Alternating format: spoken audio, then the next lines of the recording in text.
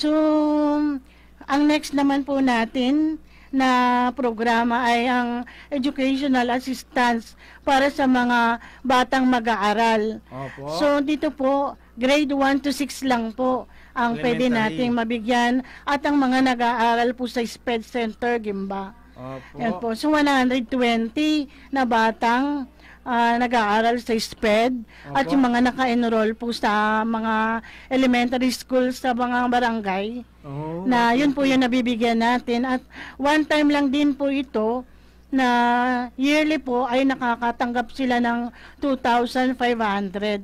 Ayun. So, Malaking dapat tulong na rin po yun, ate. Yes po. Dapat lang po na enroll po sila talaga. Opo. At kailangan may mga requirements din po kami na gustong ipapasa sa kanila para po ma-avail po nila yung programa. So ito, binibigay ito after enrollment.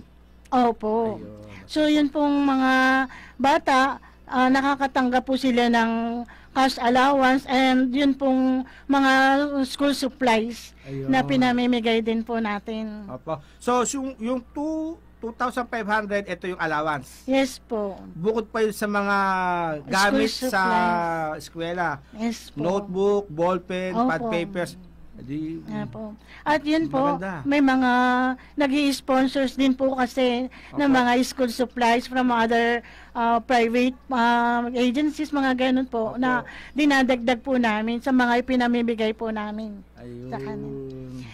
So, yun po, maganda rin po naging outcome dahil po nabibigyan po ng pansin yung mga bata at yun na-encourage sila na mag-aral at ma-inspire sila kasi po sinasabi po namin na kailangan talaga yung education para sa ating mga bata. Lalo pa sa katayuan na meron po silang kapansanan, talagang maganda talaga na makatapos na pag-aaral. Yes po, yun po talaga yung mahalaga na edukasyon talagang importante at yun po yung ating pinakasusi para makamit natin yung ating pangarap. Opo, opo.